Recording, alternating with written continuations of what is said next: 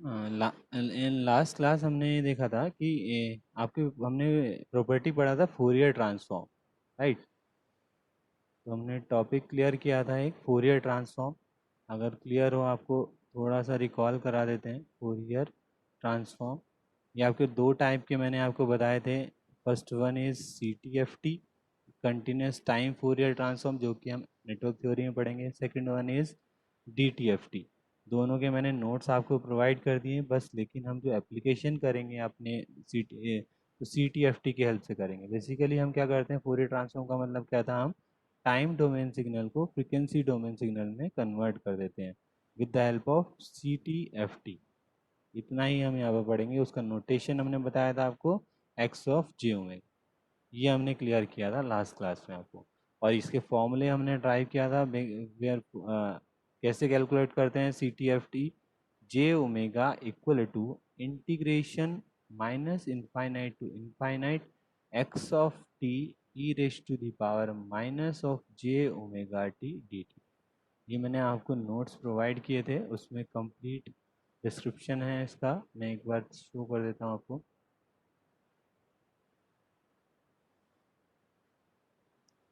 Sound clear है सबको? हाँ, हेलो। सर। ओके, ठीक है आरू। ये लास्ट क्लास में हमने डिस्कस किया था कि CTFT हमने डिस्कस किया था। हमने आपको बताया था एप्लीकेशन CTFT कैसे कैलकुलेट करते हैं, ये भी हमने डिस्कशन में किया था। CTFT का फॉर्मूला हमने डिस्क्राइब किया था। वेयर एफ जे ओमेगा, जो भी हमने अभी लिखा था, F j omega equal to minus infinite to infinite f t e raise to the power minus of J omega T D t. यही हमने लास्ट क्लास में डिस्कस किया था। अगर हम इन्वर्स जेट ट्रांसफॉर्म, ये क्या था हमारे पास, Fourier transform, continuous Fourier transform, continuous time Fourier transform. तो PTFT से हमने कहाँ गए, हम अगर CTFT ले लेंगे तो हम क्या वो रिप्रेजेंट किया, complete F of J omega. तो अगर हम इन्वर्स फोरियर ट्रांसफॉर्म को डिस्कस करते हैं, इन्वर्स फोरियर ट्रांसफॉर्म के मतलब क्या है कि आपके पास CTFT अवेलेबल है किसी सिग्नल का, आप इन्वर्स फोरियर ट्रांसफॉर्म लेंगे तो आपके पास क्या अवेलेबल आ जाएगा, टाइम डोमेन में सिग्नल आ जाएगा। बेसिकली फ्रीक्वेंसी डोमेन टू अगर टाइम डोमेन में जाएंगे तो उसको क्या बोलते हैं हम, इन्वर्स फोरियर ट्रांसफॉर्म।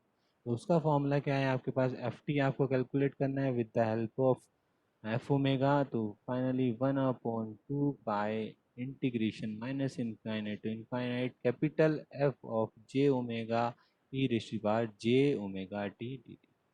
यहाँ पर आप जे लिख सकते हैं। Basically this is a representation of Fourier transform, right. तो इतना ही हमने डिस्कस किया था, यही सब आपका यूज होगा in case of network theory, application of Fourier transform in network theory, right. इससे ज़्यादा आपको कोई कैलकुलेशन करने की रिक्वायरमेंट नहीं है। और हमने ये भी डिस्कस किया था कि CTFT का हम रोल क्यों आया, क्योंकि हम अभी फोरियर सीरीज भी पढ़ चुके हैं। फोरियर सीरीज में हमने नोटिस किया था कि हम किसी भी नॉन साइनोसोइडल पीरियोडिक फंक्शन को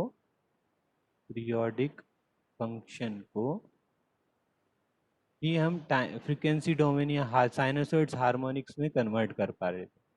साइनोसॉइड्स हार्मोनिक्स में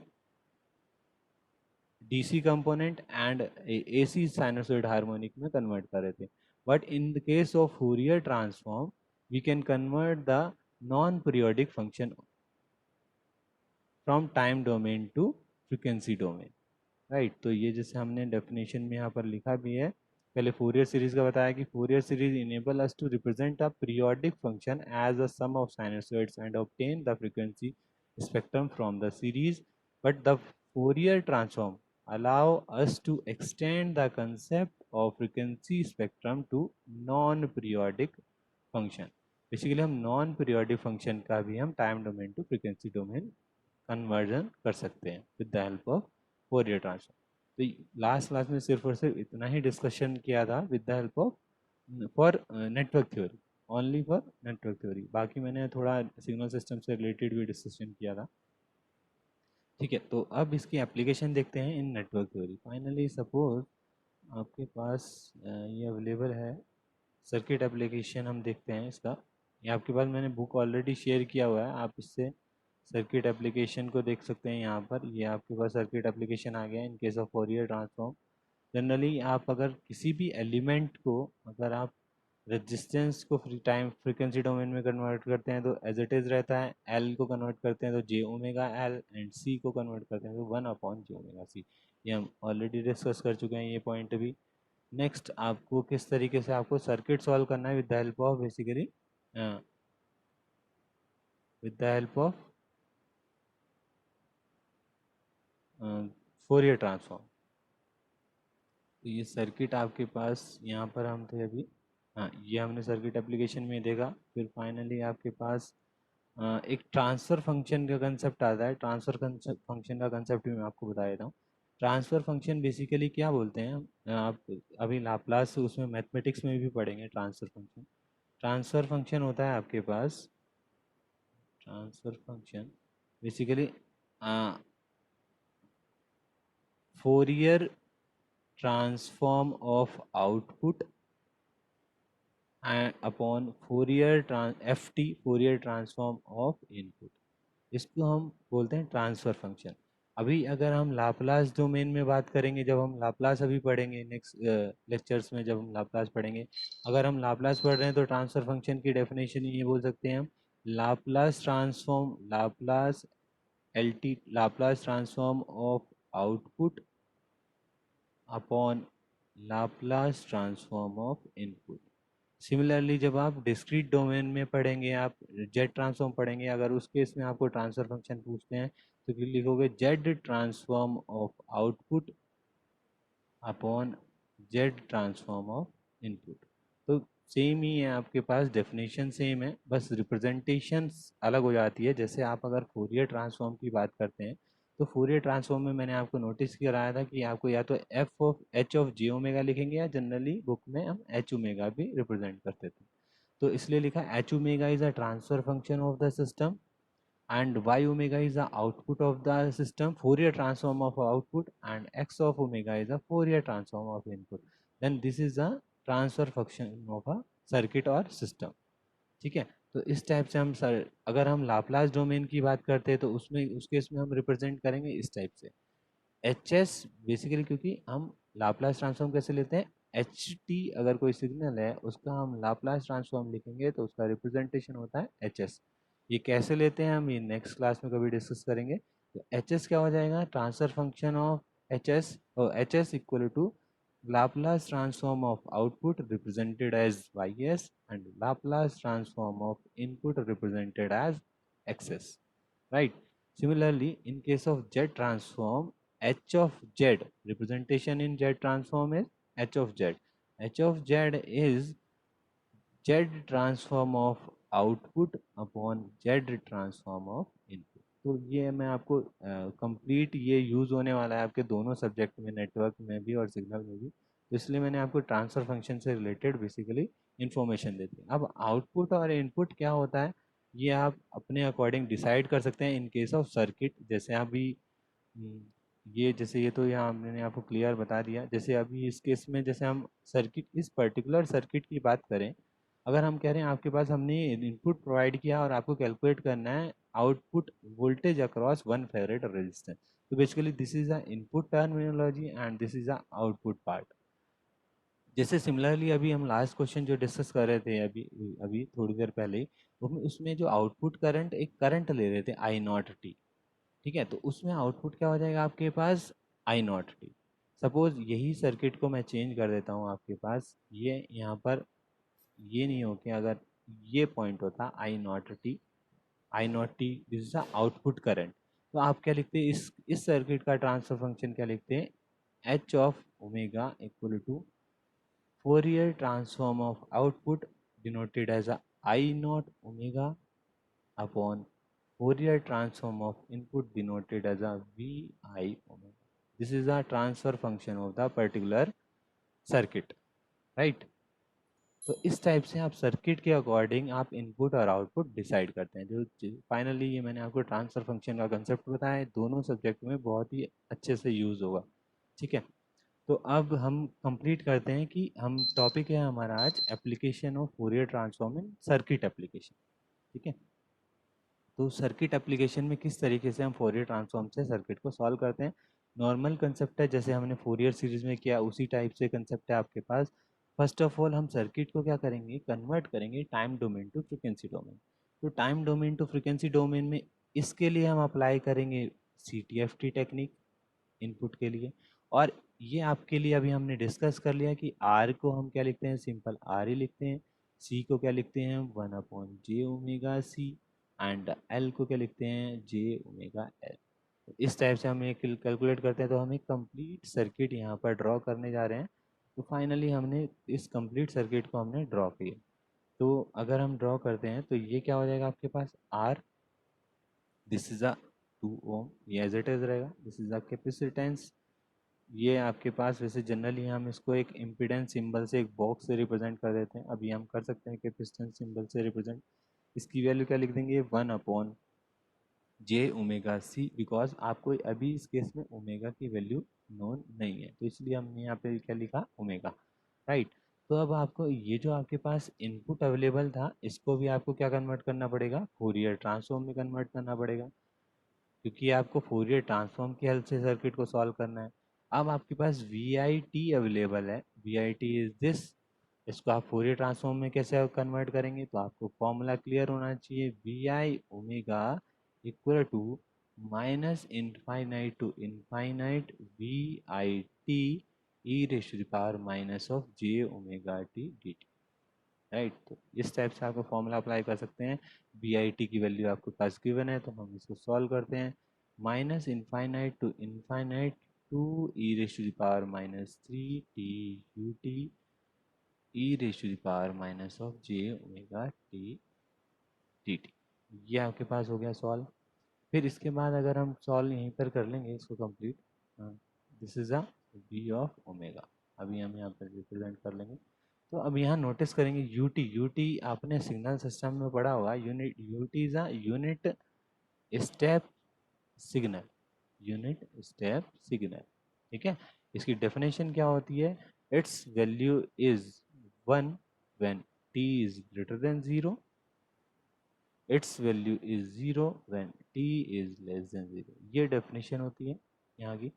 तो अगर मैं इस लिमिट को ब्रेक करता हूँ -∞ टू 0 एंड 0 टू इन्फिनिटी, तो -∞ टू 0 के केस में ये टर्म क्या हो जाएगी, 0।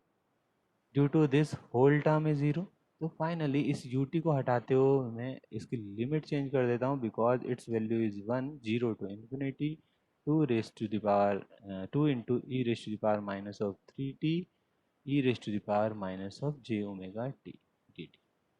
ये आपको क्लियर हो जाना चाहिए। इस ut की वजह से एक टर्मिनोलॉजी कहाँ से माइनस हो गई, -∞ टू 0 जो हम लिमिट कर रहे थे वो कैंसिल आउट हो गया, because its value is 0 for t less than 0। Right, तो यहाँ पर फर्स्ट स्टेप हमने ut को रिमूव कर दिया। अब नेक्स्ट स्टेप में हम क्या करेंगे, इसको हम कंप्लीट को अगर हम सॉल्व करते हैं, थोड़ा सा सिंप्लीफाई कर लेते हैं। इन्फिनिटी टू e⁻, हम लिख सकते हैं 3 + j⍵t, राइट, dt, इस टाइप से लिख सकते हैं। तो e⁻⁻⁴ का अगर आप इंटीग्रेशन करेंगे तो क्या आएगा आपके पास, e⁻⁻³ + j⍵t upon -3 + j⍵, this is bracket 1। ये आपके पास लिमिट आ गई यहाँ पर 0 to infinite and this is a 2।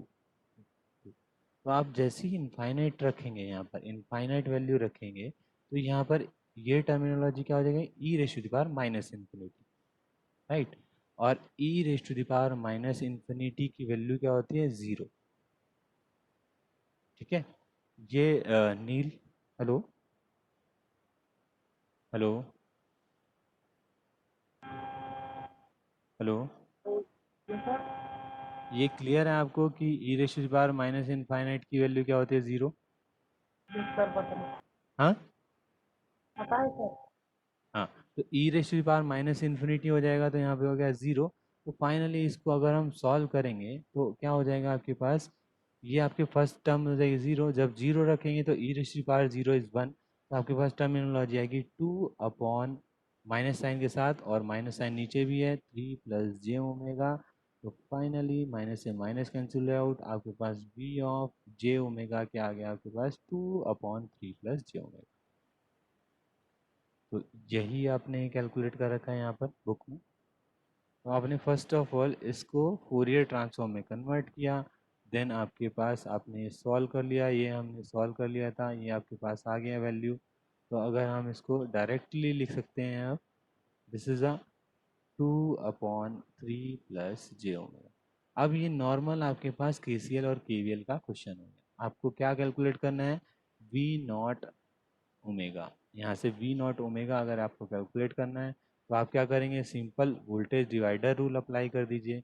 तो अगर ट्रांसफर फंक्शन का कंसेप्ट लगाना है तो वो भी आप अप्लाई कर सकते हैं, लेकिन आप नॉर्मली यहाँ पर आपको वोल्टेज डिवाइडर रूल अगर आप अप्लाई करेंगे तो डायरेक्ट ही आपका हो जाएगा। कैसे अप्लाई करेंगे, V naught omega equal to, कैसे लिखेंगे हम, overall voltage 2/3 plus J omega divide by a whole resistance impedance 2 plus 1 upon j omega c and multiply with the 1 upon j omega c।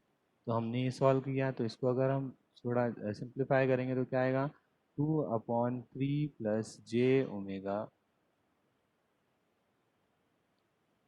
2/3 plus J omega C divide by 2 J 2 omega C plus 1/जे omega C. J omega C से J omega C cancel out, तो और अगर simplify कर दें तो क्या आ गया आपके पास, टू अपॉन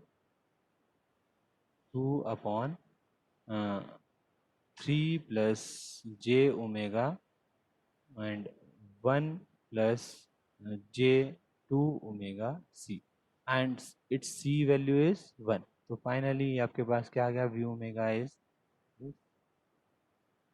ठीक है, वी ओमेगा आपके पास ये अवेलेबल है।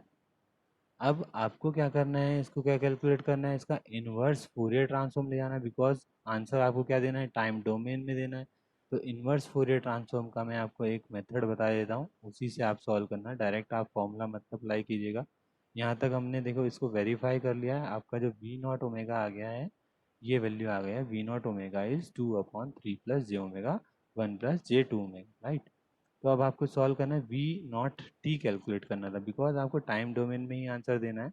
तो आप सबसे पहले क्या करेंगे, इसका पार्शियल फ्रैक्शन करेंगे। पार्शियल फ्रैक्शन कैसे करते हैं हम, जैसे ये आपके पास टर्मिनोलॉजी है, तो आप क्या लिख देंगे, इसको क्या लिख देंगे, 2/3 plus J omega 1 plus J 2 omega equal to क्या लिखते हैं हम, A/3 plus J omega and plus B/1 plus J 2 omega.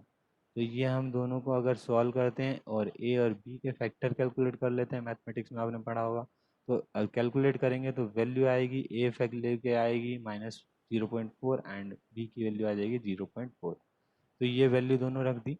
अब आपको डायरेक्ट फॉर्मूला याद हो जाना चाहिए, ये हमने पार्शियल फ्रैक्शन करके हमने डायरेक्ट इस पॉइंट पर पहुंच गए।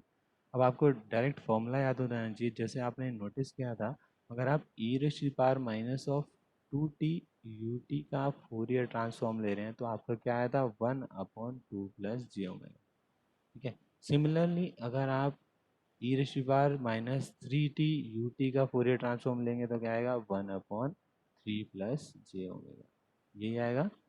तो अगर जनरलाइज लिखूँ मैं तो लिख सकते हैं हम, e raise to power minus of 80 ut का अगर ट्रांसफॉर्म लेंगे आप तो आंसर आएगा 1/a प्लस जे ओमेगा।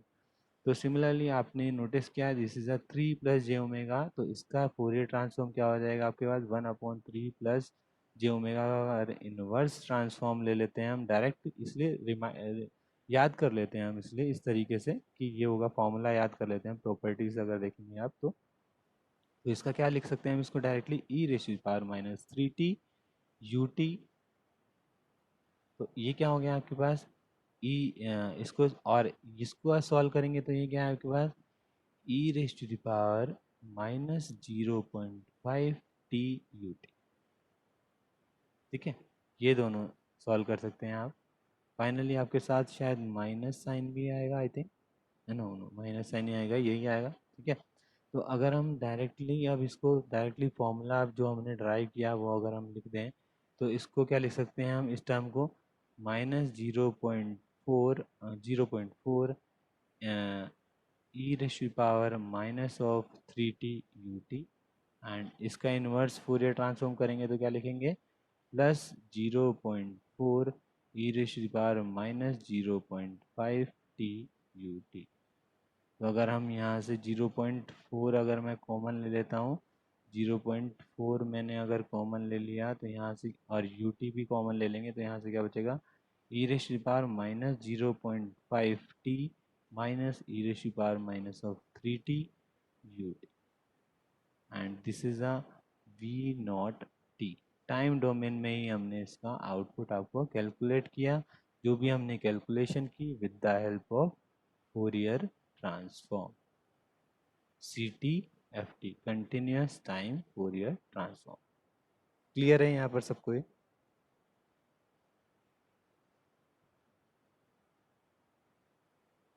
नील?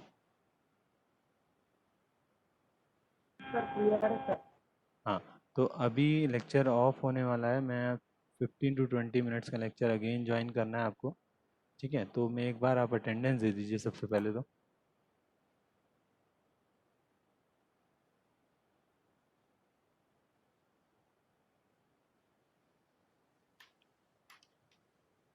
माइक सब लोग अनम्यूट कर दीजिए। आरू, माइक अनम्यूट कर दीजिए। Aaru, Present, sir. Kernel,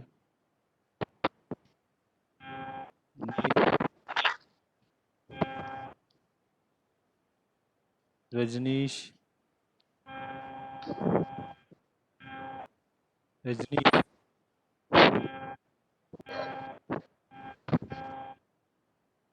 Ranjit, sir. Sunny, yes sir. Vikas, present sir. ठीक है। तो अभी आप अगेन ज्वाइन कीजिए लेक्चर, फिर हम डिस्कस करते हैं और थोड़ा सा।